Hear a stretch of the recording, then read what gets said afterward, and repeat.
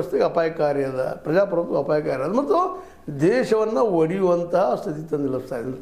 ಇದರಿಂದಾಗಿ ದಕ್ಷಿಣದ ರಾಜ್ಯಗಳು ಒಂದಾಗ್ತಾ ಇದ್ದಾವೆ. ಕರ್ನಾಟಕ ಇರ್ಬೋದು, ಕೇರಳ ಆಗಿರ್ಬೋದು, ತಮಿಳುನಾಡು ಆಗಿರ್ಬೋದು, ಆಂಧ್ರ ಆಗಿರ್ಬೋದು. ಆಂಧ್ರದಲ್ಲಿನೋ ಇವತ್ತು ನಾಯ್ಡೂರು ಇದ್ದಾರೆ, ತೆಲಂಗಾಣ ಆಗಿರ್ಬೋದು. ಅಂದ್ರೆ ಇದರ ಅರ್ಥ ಏನಪ್ಪ ಅಂತಂದ್ರೆ ಒಟ್ಟಾರೆಯಾಗಿ ಹೇಳೋದು ದಕ್ಷಿಣ ಉತ್ತರ ದೇಶ ಒಡೆಯುವಂಥ ಪರಿಸ್ಥಿತಿಗೆ ಕೇಂದ್ರ ಸರ್ಕಾರ ತಂದು ನಿಲ್ಲಿಸ್ತಾ ಇದೆಯಾ ಅನ್ನುವಂಥ ಮಾತು. ಅದಕ್ಕಾಗಿ ಸುಪ್ರೀಂ ಕೋರ್ಟ್ ಇದರಲ್ಲೇ ಸಂವಿಧಾನಕ್ಕೆ ಬಿಕ್ಕಟ್ಟು ಉದ್ಭವ ಆಗಬಾರ್ದಾಗಿದ್ದು ಈಗ ನಮ್ಮ ಸುಪ್ರೀಂ ಕೋರ್ಟ್ ಇದರಲ್ಲಿ ಎಂಟ್ರಿ ಆಗಿ ತಡಿಬೇಕು ಅನ್ನುವಂಥ ಮಾತನ್ನು. ಇವಷ್ಟು ಅಲ್ಲದೆ ಇನ್ನೂ ಅನೇಕಿದ್ದಾವೆ. ಈ ಒಂದು ಉದ್ಘಾಟನಾ ಸಮಾರಂಭದಲ್ಲೇ ನಮ್ಮ ಸುದರ್ಶನ್ ರೆಡ್ಡಿ ಅವರು ಏನು ಹೇಳ್ತಾ ಇದ್ದಾರಪ್ಪ ಅಂದ್ರೆ, ಇಲ್ಲಿ ವಿಶೇಷವಾಗಿ ನರೇಗಾ ಯೋಜನೆಯಲ್ಲಿ ಗಾಂಧಿ ಹೆಸರು ಬದಲಿಸಿ ರಾಮನ ಹೆಸರು ಇಡುವುದು, ಅನುದಾನ ಕಡಿತ ಮಾಡೋದು, ತೆರಿಗೆ ಹಂಚಿಕೆಯಲ್ಲಿನ ಅಸಮಾನತೆ ರಾಜ್ಯಗಳನ್ನು ಶಕ್ತಿಯನ್ನು ಆಗ್ತಾ ಇದ್ದಾವೆ ಅಂತ ಹೇಳ್ತಾ ಇದ್ದಾರೆ.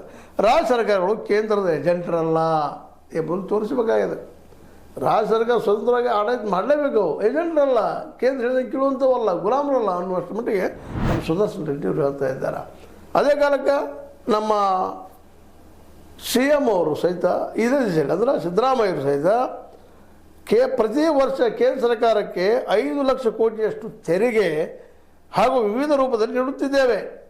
ದೇಶದ ಜನಸಂಖ್ಯೆ ಶೇಕಡ 5ರಷ್ಟಿದ್ದರೂ GDPಗೆ ನಮ್ಮ ಕೊಡುಗೆ ಶೇಕಡ 8.4ರಷ್ಟಿದೆ.